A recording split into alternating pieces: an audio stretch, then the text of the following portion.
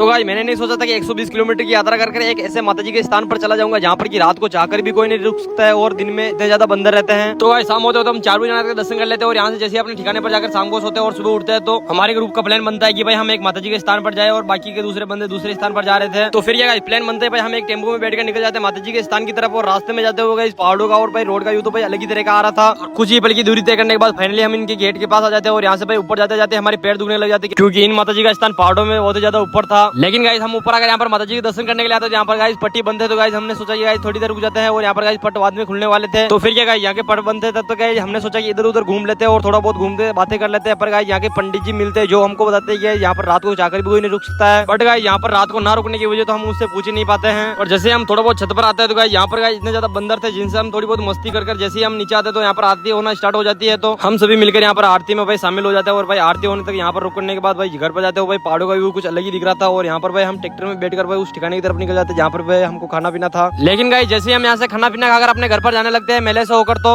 एक भाई हमारा जो कि 2 थारे और एक सांप लेकर आ चुका था और इसी तरह गाइस ट्रक भी आ जाते हैं इसलिए गाइस हम इसी में बैठकर अपने घर पर निकल जाते हैं। गाइस अब आप क्या करें गाइस फॉलो में सब्सक्राइब कर लो क्योंकि ऐसे इंटरेस्टिंग वीडियो अब मैं लेकर आने वाला हूँ।